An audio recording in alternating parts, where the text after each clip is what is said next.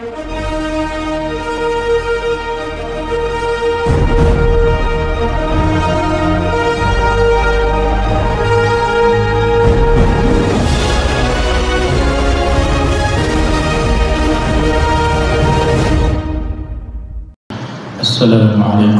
warahmatullahi wabarakatuh.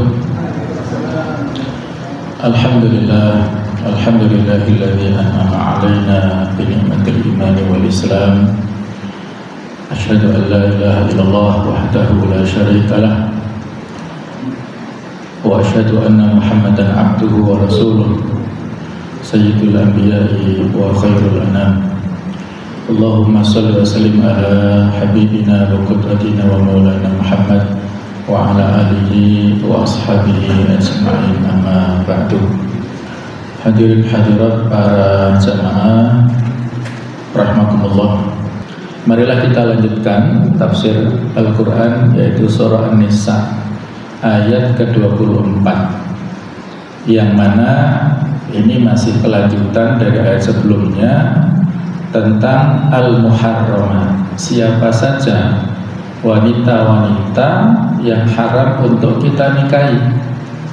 Kalau ayat-ayat sebelumnya bercerita tentang haramnya kita menikahi para wanita yang ada kaitan nasab, dan sama dengan nasab adalah persusuan. Kemudian yang berikutnya adalah al-musaharah, disebabkan karena faktor pernikahan.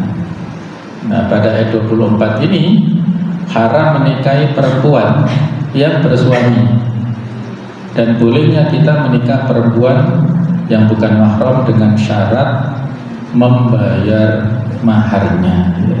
Ayat yang sudah kita baca ini, a'udzubillahi minasyaitonirrajim. Wal muhsanatu minan nisa'i illa ma malakat aymanukum. Diharamkan kalian menikah kepada perempuan yang bersuami, kecuali hamba sahaya perempuan atau tawanan perang yang kamu miliki sebagai ketetapan Allah atas kamu. Kitab Allah alaikum. Wa uhilla lakum ma wara'a dzalikum. Dan boleh bagi kalian dihalalkan menikahi selain perempuan yang demikian itu. In anta batahu bi amwalikum, kalian berusaha dengan harta kalian. Muhsinina ghairu musafihin, jadi menikahi bukan untuk berzina. Silahkan menikah. Kita sudah bicarakan tentang masalah ta'addud zaujat, menikah lebih dari satu untuk laki-laki, yang disebut dengan poligami. Bagaimanapun itu syariat Allah, tidak boleh diingkari, tidak boleh dibenci. Walaupun kita belum siap, tetapi jangan membenci. Ya mirip ibadah haji lah misalnya, mohon maaf ya, hanya sekedar perbandingan. Ibadah haji adalah kewajiban rukun Islam yang kelima, dengan syarat kita mampu menunaikan. Kalau kita belum mampu, ya berusaha. Kemudian kalau kita mampu, wajib. Nah, tetapi kalau soal poligami ini, ya memang tidak dalam tataran yang wajib ya, tetapi ya bisa dikatakan mubah, ataupun dalam kondisi tertentu ketika mendesak ya dikatakan bisa sunnah, sesuai dengan hukum nikah itu sendiri.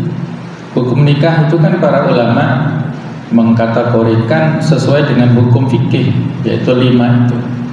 Kadang nikah dihukumi sunnah, bahkan kadang wajib, kadang juga mubah, kadang makruh, bahkan haram. Kapan sunnah itu? Ya pada umumnya lah ya, bagi para bujangan yang sudah punya kemampuan sunnah.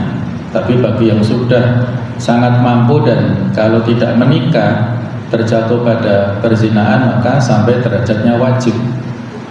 Tapi bagi laki-laki tertentu yang dia tidak punya kemampuan atau bahkan punya penyakit kelamin misalnya, atau penyakit tertentu, ya kalau dia menikah justru membahayakan pasangannya dan menyebabkan kematian karena menular penyakit ini, maka hukum menikahnya menjadi haram, tidak boleh. Nah, jadi mirip-mirip seperti itulah ya. Dalam hal ini al-hukmu yaduru ma'a illatihi wujudan wa adaman.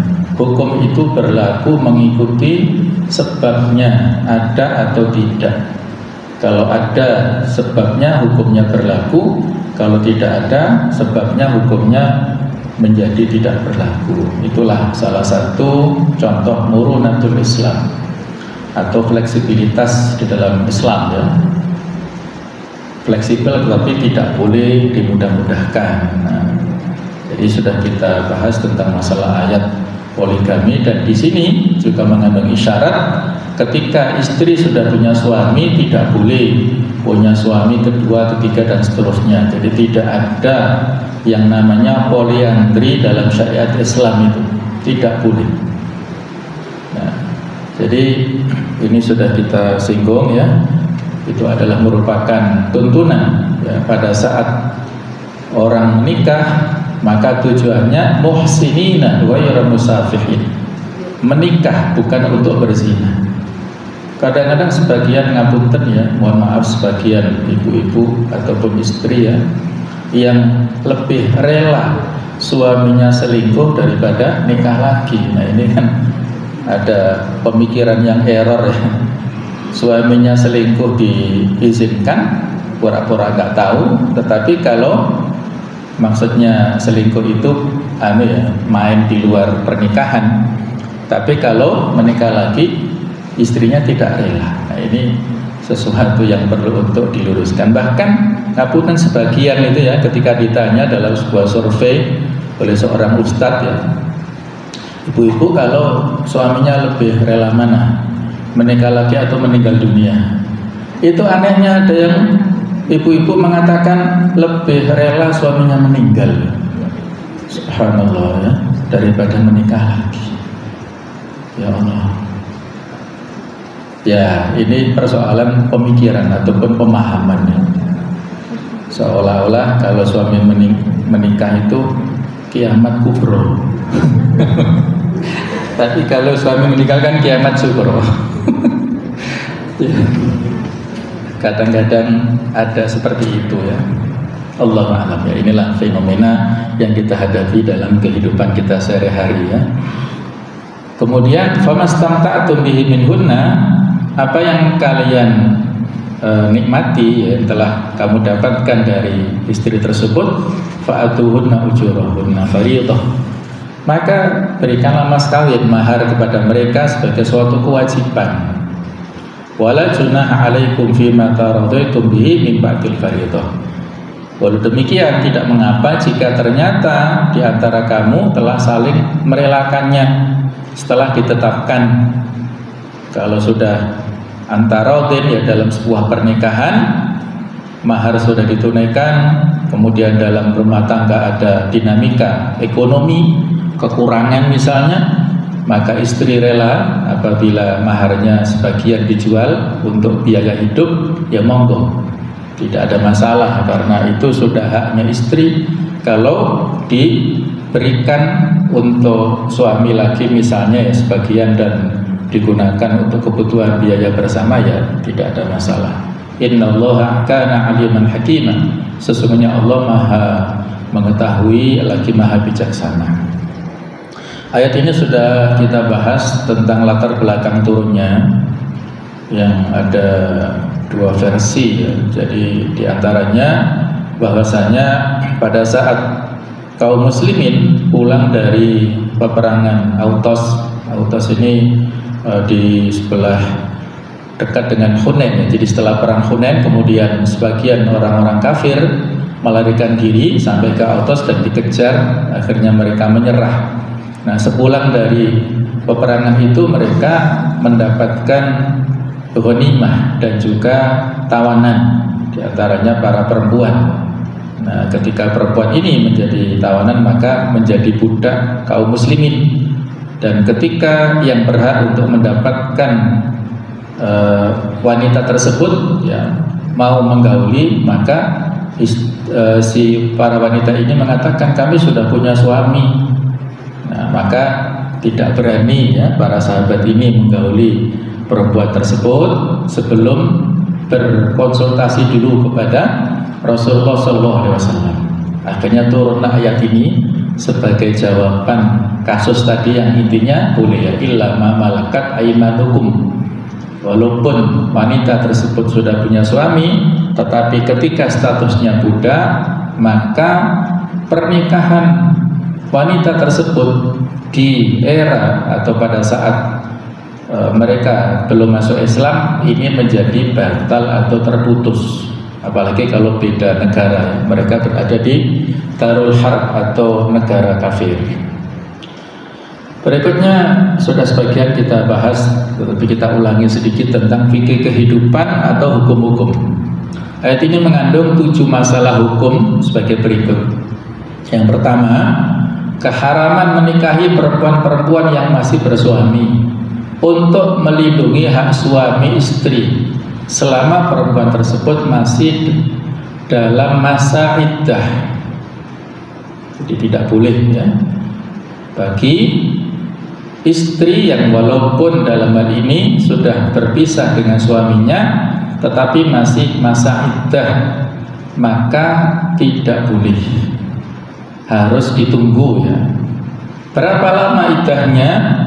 Yaitu salasata quru wal mutallaqatu yatarabbasna bi anfusihinna salasata quru. Para wanita yang diceraikan oleh suaminya maka iddahnya yaitu 3 kali masa quru. Berapa lama? Nah, quru ini para ulama beda pendapat. Ada yang menyampaikan yaitu 3 kali masa suci, ada yang mengatakan 3 kali masa haid. Masing-masing punya hujahnya. Jadi kalau misalnya dibulatkan 3 bulan misalnya ya, maka inilah aturan iddah yang spesifik. Seperti itulah Islam mengatur. Masa iddah memiliki hikmah. Ada seorang ilmuwan di Amerika yang namanya Robert Willem. Beliau ini pakar genetika dan pemimpin Yahudi di Albert Einstein College.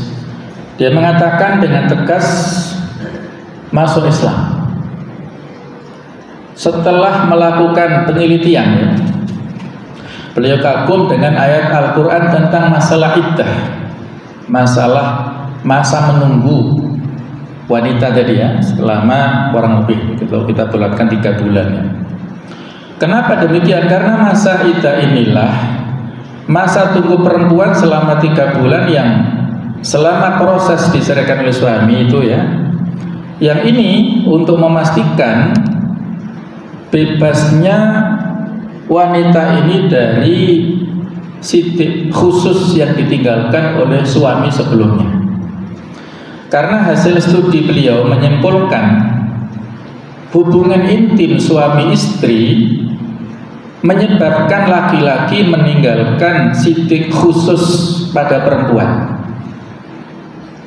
Tanda khusus. Dia mengatakan jika pasangan suami istri tidak bersetubuh, maka tanda itu secara perlahan-lahan akan hilang antara 25 sampai 30%. Kemudian dia menambahkan tanda tersebut akan hilang secara keseluruhan setelah 3 bulan berlalu. Jadi 25 sampai 30% ini kan mungkin dihitung per bulan ya. Jadi kalau 3 bulan itu total hilang.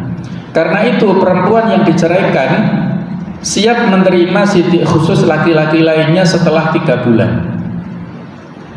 Jadi terbebas dari sidik khusus suami pertama tersebut, telah terbebas rahimnya dan tanda tersebut, sehingga ketika dia menikah dengan laki-laki lain maka betul-betul ketika nantinya ada keturunan itu dipastikan adalah nasabnya kepada suami yang berikutnya.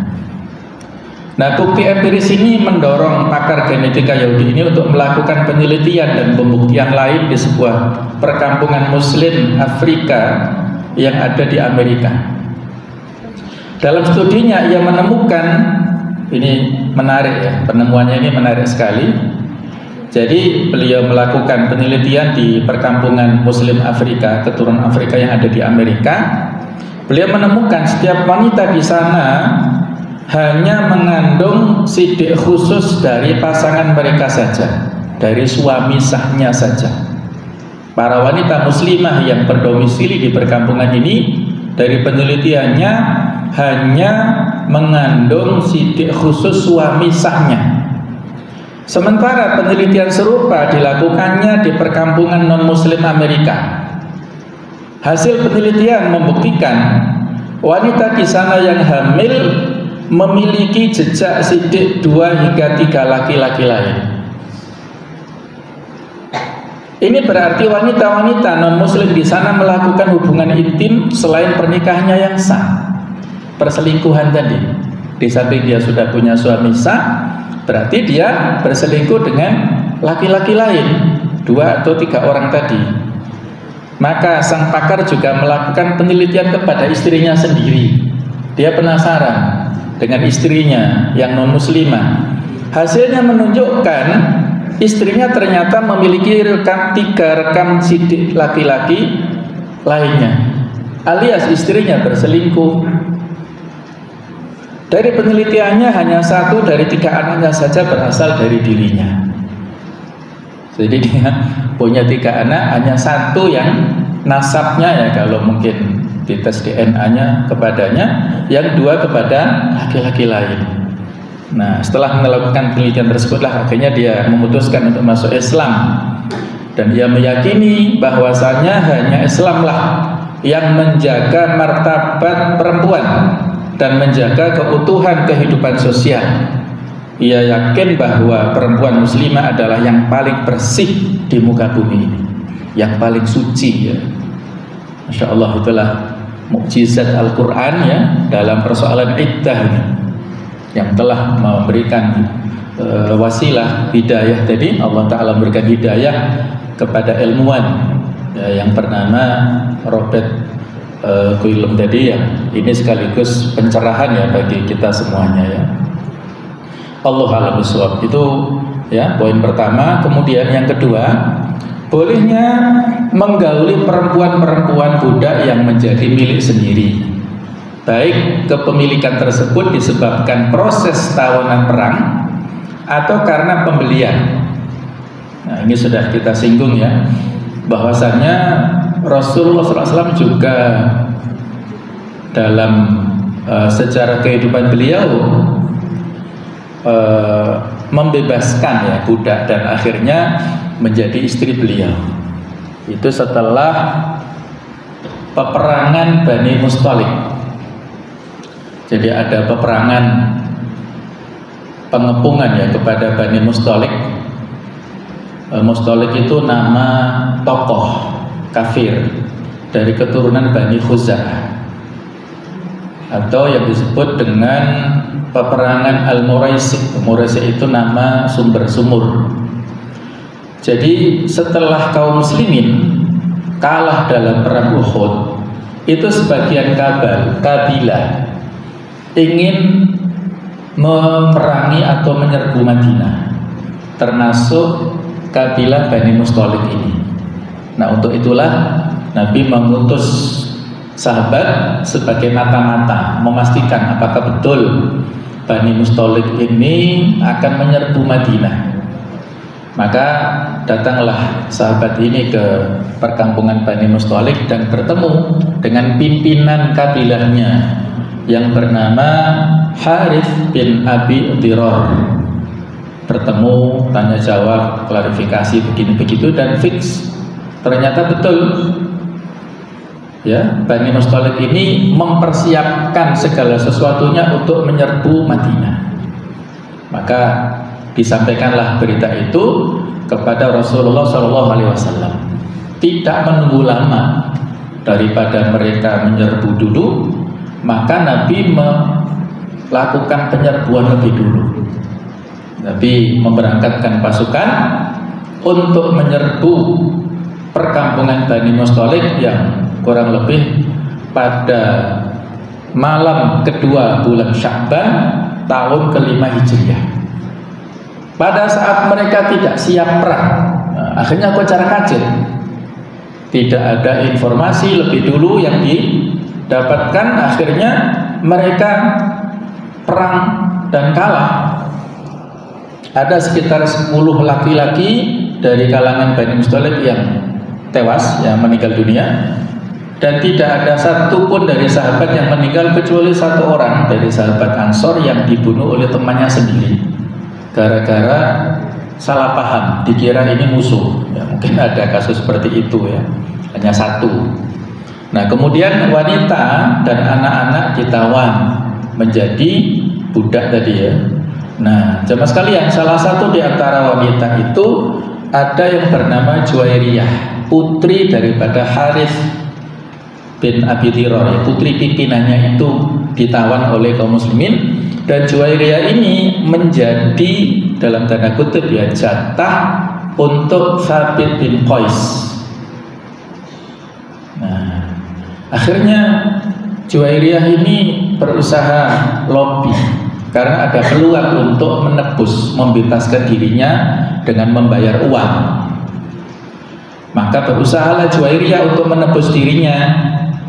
Dalam hadis riwayat dari Aisyah, saat itu Juwairiyah menemui Rasulullah SAW di rumahnya dan Aisyah melihatnya. Maka Juwairiyah menyampaikan, wahai Rasulullah, engkau tahu apa yang menimpa kepada kami dan saya ingin menebus diri saya karena saya akan diambil oleh Thabit bin Qais. Saya tidak berkenan dan saya akan membebaskan diri saya. Kata Rasulullah, apakah kamu mau mendapatkan yang terbaik dari itu? Aku akan membebaskanmu dan aku akan menikahimu. Nah, seperti itulah. Akhirnya Juwairiyah mau dengan tawaran Rasulullah seperti itu. Rasulullah mengeluarkan uang untuk membebaskan Juwairiyah dan setelah itu menikahlah Rasulullah dengan Juwairiyah binti Harith. Dan setelah pernikahan ini akhirnya menjadi keberkahan bagi kaum Bani Musthalib yang tertawan. Ada sekitar 100 orang yang ramai-ramai dimerdekakan oleh para sahabat. Karena berarti kan besanan ya, artinya keluarga mereka dengan Nabi kan berarti sudah menjadi keluarga besar. Nah, masuk keluarga besar kok saling tawan-menawan, akhirnya dibebaskanlah 100 orang. Sehingga Aisyah mengatakan bahwasanya pernikahan ini adalah pernikahan yang barokah untuk kaumnya. Nah, seperti itu latar belakang pernikahan Rasulullah dengan Juwairiyah binti Harith ini.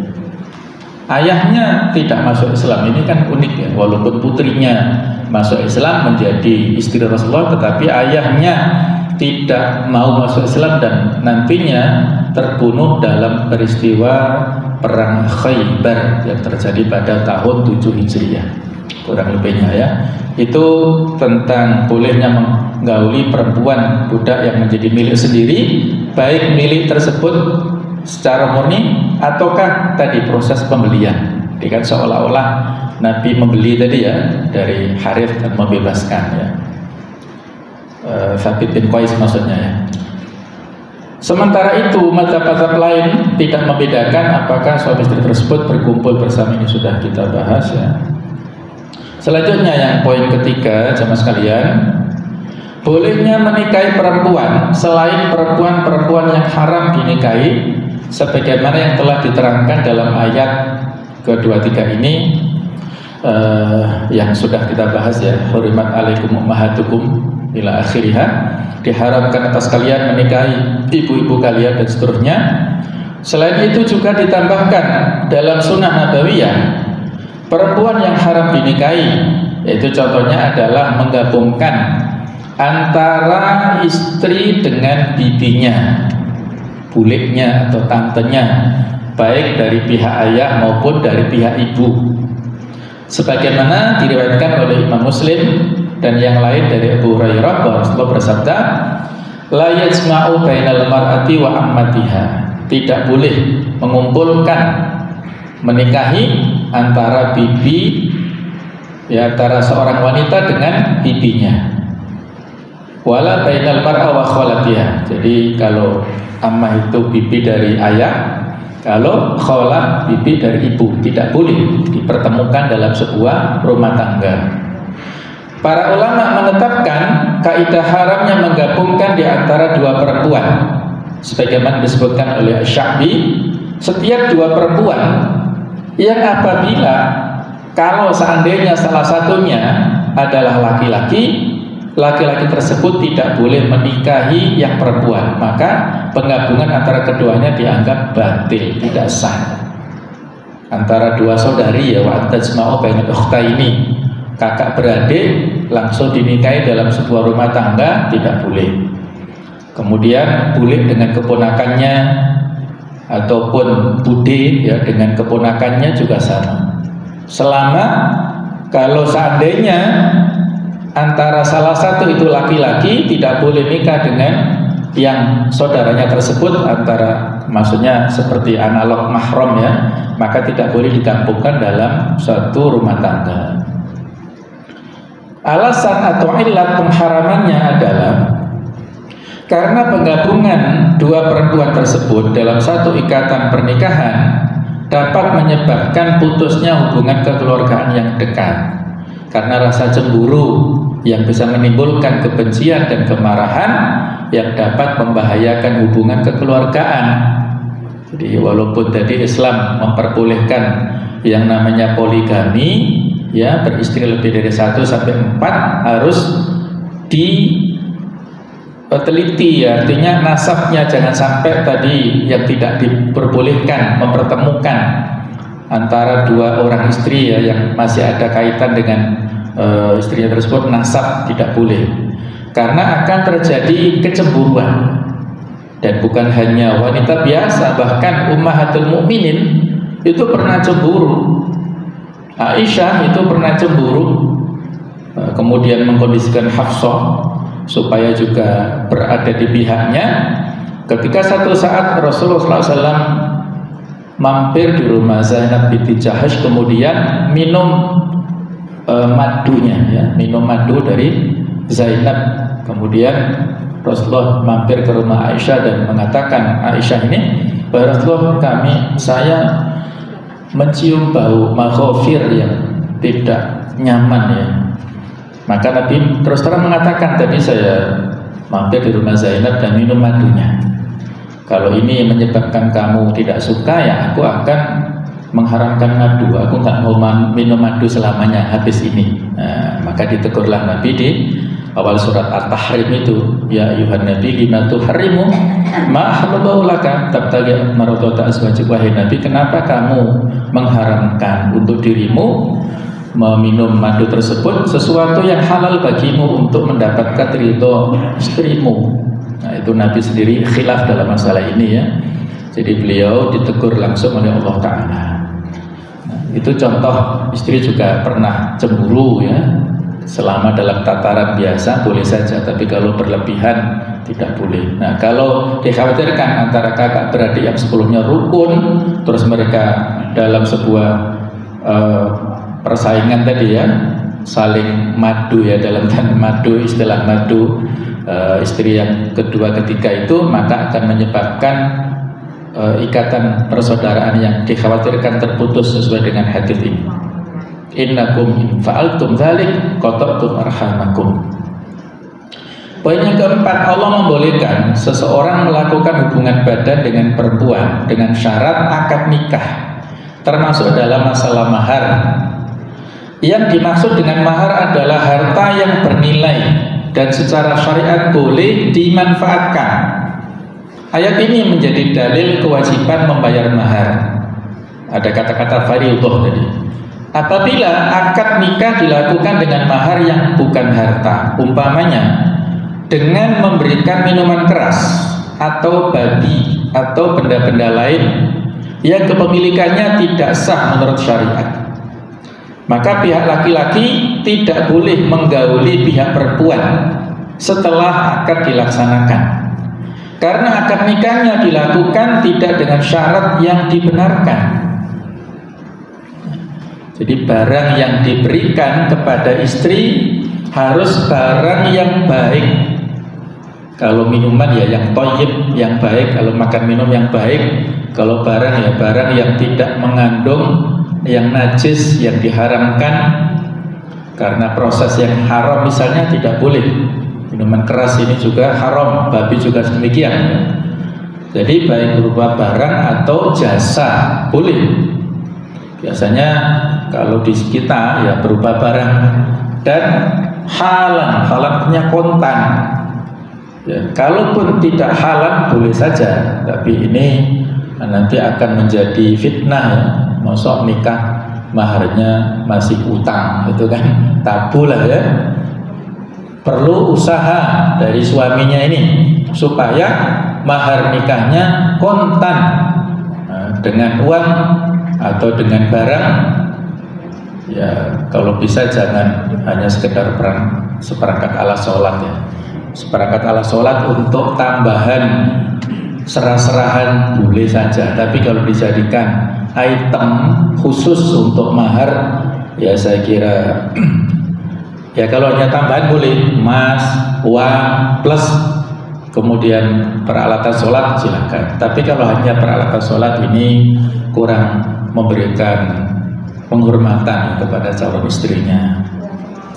Yang kelima, firman Allah Ta'ala, famastamta'tum bihi minhunna fa'atuhunna ujurahun, memberikan indikasi bahwa mahar diistilahkan dengan al-ajr, artinya upah, dan berfungsi sebagai pengganti dibolehkannya bersenang-senang dengan istri. Dan semua perkara yang dapat dijadikan pengganti bagi suatu kemanfaatan dinamakan dengan upah atau al-ajr. Yang jelas perkara yang diakadi dalam akad nikah adalah badan perempuan, kemanfaatan farji, dan juga kehalalan menggaulinya karena konsekuensi dari akad menuntut itu semua ya. Mohon maaf bahasanya vulgar ya, karena dalam ilmu itu ya kita harus bicara belak-belakan ya, tidak majazi ya, tidak ada tutup-tutupan walaupun tetap menjaga etika ya. Insya Allah ini masih dalam koridor yang masih ditolerir ya. Jadi Syekh Wahab Zuhaili menyampaikan secara belak-belakan di sini ya, dalam rangka untuk memberikan kejelasan. Al-ajr, ajr ini kan biasa kita pakai untuk bahasa kita ya, ajran azima ataupun jaza ya, ajar sama dengan jaza atau upah ataupun balasan. Nah jamaah sekalian, terdapat dua pendapat ulama mengenai makna ayat ini. Pendapat pertama dari Al-Hasan Mujahid dan lainnya mengatakan bahwa makna ayat ini adalah kalian wajib menunaikan mahar perempuan yang telah kalian rasakan kemanfaatan dan kenikmatannya melalui jima dengan cara pernikahan yang benar. Oleh sebab itu, apabila seseorang telah jima istrinya, meskipun hanya sekali, ia wajib membayar mahar secara sempurna sesuai dengan kadar yang disebutkan sewaktu akad. Namun apabila sewaktu akad jumlah mahar tidak disebutkan, ia wajib membayar mahar sesuai dengan adat kebiasaan yang disebut al-mahrul mithli. Jika nikahnya tidak sah atau fasid, ia wajib membayar mahar sesuai dengan adat kebiasaan atau mahar mithil, sebagaimana hadis Nabi yang artinya siapapun perempuan yang menikah tanpa seizin walinya, maka nikahnya tidak sah. Kemudian dia sudah disetujui, dia mendapatkan mahar mithil karena farjinya telah dinikmati. Ini dengan catatan perempuannya ini masih perawan. Kalau perempuannya janda itu ada khilaf, perbedaan ulama. Di antaranya kalau tidak salah mazhab Hanafi membolehkan ya untuk janda nikah tanpa persetujuan daripada walinya. Jadi selama ada walinya lebih aman ya dengan persetujuan walinya, dan walinya inilah yang lebih layak untuk menikahkan wanita tersebut dengan laki-laki ya yang menjadi calon suaminya itu. Nah, menurut para ulama ayat ini tidak boleh dipahami sebagai ayat yang menghalalkan nikah mut'ah, nikah kontrak, yaitu menikahi seorang perempuan dalam jangka waktu tertentu saja, seperti dalam jangka waktu sehari, seminggu atau sebulan. Alasannya adalah karena Rasulullah telah melarang dan mengharamkan praktik nikah mut'ah ini. Selain itu Allah juga berfirman nanti di ayat ke-25, fankihuhunna biidzni ahlihinna, nikahilah mereka dengan izin orang tuanya. Yang dimaksud nikah dalam ayat ini adalah nikah secara syariat dengan adanya wali dan 2 saksi. Sedangkan nikah mut'ah tidak memenuhi syarat-syarat tersebut. Nah, itulah ya. Al-Alusi berpendapat pernyataan mengenai turunnya ayat tentang nikah mut'ah dianggap salah karena sistem atau aturan Al-Quran yang bertolak belakang dengannya. Sebagaimana Allah menjelaskan keharaman menikah seorang perempuan, kemudian diperbolehkannya menikah sesuai syariat sebagaimana firman Allah, wa uhilla lakum, dihalalkan bagi kalian, dan di dalamnya mengandung syarat sesuai kebutuhan makna, maka dianggap tidak sah, batal penghalalan farji seorang perempuan dan meminjamkannya. Kemudian pendapat kedua dari Syiah Imamiyah berpendapat bahwa yang dimaksud di dalam ayat tersebut nikah mut'ah yang diperbolehkan pada masa awal Islam.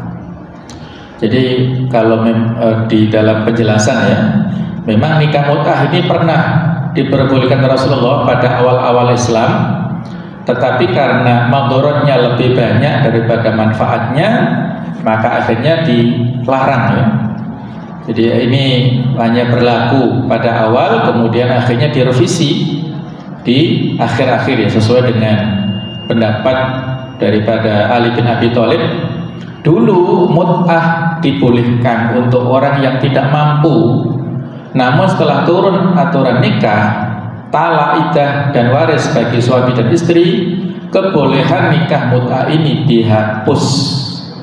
Kemudian di riwayat Sahih Bukhari disampaikan bahwa Ali berkata, sewaktu perang Khaybar Rasulullah melarang nikah mut'ah dan mengharamkan daging himar yang dipelihara atau himar ahliyah. Nah, jadi ini yang berlaku ya, syariat yang melarang nikah mut'ah. Kemudian Umar juga melarang praktik nikah mut'ah dan banyak hadis yang menunjukkan keharamannya hingga hari kiamat. Bahkan nikah mut'ah yang dibolehkan oleh mazhab Syiah Imamiyah dengan syarat-syarat yang banyak, pada kenyataannya sekarang tidak dipraktikkan. Keharaman nikah mut'ah adalah karena tujuan orang yang melakukan nikah mut'ah bukanlah untuk menjaga kehormatan diri, melainkan saat ini ya untuk berzina. Sehingga konsekuensi-konsekuensi persetubuhan yang mereka lakukan tidak wajib dilakukan, dan pihak perempuan tidak berkewajiban menyelesaikan masalah iddah. Nah, jadi ini persoalan nikah mut'ah. Ibnu Abbas pernah membolehkan nikah mut'ah, kemudian beliau menarik kembali pendapatnya, sehingga keharaman nikah mut'ah merupakan ijma', konsensus kesepakatan kaum muslimin. Mazhab 4 selain Imam Zufar juga sepakat untuk mengatakan bahwa nikah mut'ah adalah tidak sah atau batal. Apakah orang yang bersetubuh dengan cara nikah mut'ah wajib dihukum had, dihukum pidana? Maka menurut mazhab Hambali, Syafi'i dan Hanafi berpendapat orang yang tersebut tidak dihukum had karena akad nikahnya termasuk akad nikah syubhat, melainkan dia dihukum ta'zir. Ta'zir adalah hukuman yang diserahkan keputusannya kepada hakim atau kepada penguasa, apakah didenda ataukah dicambuk ataukah dipenjara.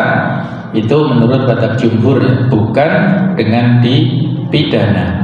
Manakala ulama mazhab Maliki dalam pendapat yang masyhur mengatakan bahwa orang tersebut dihukum had dengan dirajam. Nah, ini berat ya, hukuman dari mazhab Maliki. Poin ke-6, firman Allah fa'atuhunna ujurahun, menunjukkan bahwa hal tersebut boleh berupa harta benda secara umum ataupun kemanfaatan lain. Ini adalah pendapat jumhur ulama kecuali Abu Hanifah.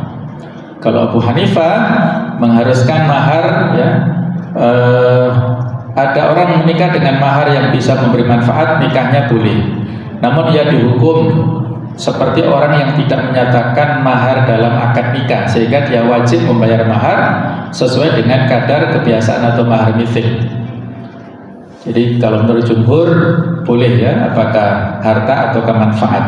Sebagaimana Nabi pernah menyampaikan kepada salah seorang sahabat, idhab faqad malaktukaha bima ma'aka minal Qur'an. Pergilah, sesungguhnya saya telah menikahkan kamu dengan perempuan itu dengan mahar hafalan Quran yang kamu miliki.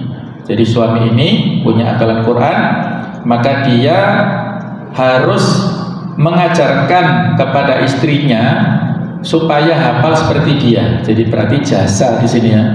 Suaminya mengajarkan tahfidz Quran sampai hafal. Masalahnya kalau diajarkan istrinya nggak hafal-hafal, terus gimana? Menjadi persoalan, ya, status pernikahannya karena maharnya belum tuntas. Kemudian ada juga kasus Nabi menyampaikan kepada sahabat, pergilah, sungguh saya telah menikahkan kamu dengan perempuan itu, oleh sebab itu ajarkan Al-Quran kepadanya. Ini mengajarkan tilawah, ya. Kasus Nabi Syu'aib yang menikahkan salah satu putrinya dengan Nabi Musa, juga dengan merawat kambing milik Nabi Syu'aib selama 8 atau sampai 10 tahun. Itu diabadikan dalam surah Al-Qasas ayat 27, ya. Jadi Nabi Musa sampai melakukan bekerja kepada mertuanya ini, Nabi Syu'aib, selama 8 atau sampai 10 tahun. Manfaat yang diberikan oleh Nabi Musa kepada keluarga besar ini, kemudian nantinya bisa menikah dengan istrinya yang menurut riwayat bernama Safura, yang sebelumnya telah bersimpati kepada Nabi Musa karena Nabi Musa telah menolong dua putrinya Nabi Syu'aib. Nah, kemudian salah satunya mengusulkan, ya abadistajirhu, wahai ayahku, jadikanlah dia pegawai, fa inna khairu man istajartal qawiyul amin, karena sebaik-baik yang engkau pekerjakan adalah yang memiliki sifat, memiliki kekuatan dan sifat amanah. Terus ayahnya bertanya, dari mana kamu tahu kalau dia itu orang kuat? Kata putrinya, dia mengangkat batu yang baru kuat diangkat oleh 10 orang. Jadi batunya besar, kalau diangkat itu baru 10 orang bisa terangkat. Ternyata Nabi Musa mengangkat sendirian, berarti kan kuat. Kemudian dia punya sifat amanah, karena ketika Nabi Musa mengawal putri-putrinya Nabi Syu'aib itu, Nabi Musa tidak mau di belakangnya supaya tidak melihat istri tersebut, tapi dia berjalan di depan. Kalau putri-putri tersebut tersesat atau tidak tahu arah, maka melemparkan kerikil kepada Nabi Musa supaya Nabi Musa menengok ke belakang supaya nggak koncret, ya, putri-putri yang itu berarti betul-betul amanah, ya, Nabi Musa. Yang terakhir, ya, di firman Allah, wala junaha alaikum fima taradaitum, ini boleh bagi kalian kalau sudah saling ridho untuk memberikan mahar tadi, ya, menunjukkan dibolehkannya menambah atau mengurangi mahar, namun semua tergantung kepada kesepakatan setelah ditetapkannya mahar. Ayat ini juga memberikan makna bolehnya pihak perempuan menggugurkan jumlah mahar yang wajib dibayar oleh pihak laki-laki, atau bolehnya pihak laki-laki membayar mahar secara penuh jika dia menolak istrinya sebelum dia menyetubuhinya. Ini ada tambahan faedah, ya, yang sudah pernah saya sampaikan. Saat Nabi menikah dengan Khadijah, maharnya 20 unta plus beberapa emas. Dari mana harta itu? Nah, ternyata ada riwayat dalam kitab Al-Wafa Ibnu Jauzi, pada saat menikahkan keponakannya ini, Abu Thalib, pamannya Rasul, itu berkhutbah, ceramah, khutbah nikah. Dan di dalam potongan khutbah nikah ini, ya, Abu Thalib mengatakan ini, ya, wa Muhammad man qad araftum qarabatahu, ya. Jadi di sini Nabi Muhammad disampaikan oleh Abu Thalib, orang yang fakir, ya, tidak punya uang, wa in kana fil mali qillah. Jadi Nabi Muhammad walaupun dari sisi harta itu sedikit, tetapi harta kan akan habis. beliau ini orang yang terhormat dari sisi akhlaknya dan sebagainya ya. Kemudian potongan di sini ya, waqad khotoba Khadijah, Muhammad telah mengkhitbah melamar Khadijah binti Khuwailid wa badala laha minas sadaq, dan telah memberikan kepadanya, membayarkan dari ini berupa mahar, sejumlah mahar, ma'ajiluhu wa ajiluhu, yang telah ataupun yang cepat ataupun yang lambat ya, ini min mali, ini yang menjadi titik tekan saya ya, dari hartaku. Nah, ini perlu untuk kita perjelas lagi ya, perlu kita perluas hasanah, bahwasanya harta mahar yang diberikan Rasulullah kepada Khadijah itu min mali, dari hartanya Abu Thalib. Karena memang Nabi menikah dengan Khadijah itu tidak menunggu lama setelah beliau dipekerjakan menjadi manajernya Khadijah saat membawa dagangannya ke Syam.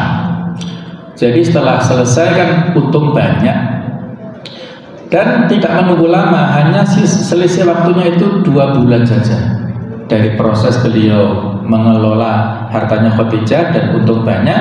Kemudian Khadijah kan mengutus Maisarah ya sebagai pendamping. Maisarah itu laki-laki ya, dan menyampaikan testimoni tentang akhlak Rasulullah yang bagus begini begitu. Kemudian Khadijah mengutus temannya yang bernama Nafisah untuk menanyakan, menjadi juru bicara ya, mak comblangnya lah kepada Rasulullah ya, kalau Khadijah berkenan akan menjadi istri daripada Nabi Muhammad. Terus Nabi Muhammad membayarkan kepada para pamannya setuju dan akhirnya menikah. Nah, Allah alam, bisa kita klarifikasi ini sekedar sebagai wacana yang selama ini sudah sebagian kita ketahui. Nabi memberikan harta yang banyak, padahal beliau seorang yang yatim ya, yang diasuh oleh pamannya, dan beliau mencoba untuk berdagang, mengelola hartanya daripada Khadijah ini. Mohon maaf kalau ada kekhilafan. Subhanakallahumma wa bihamdik, asyhadu an la ilaha illa anta, astaghfiruka wa atubu ilaik. Wassalamualaikum warahmatullahi wabarakatuh.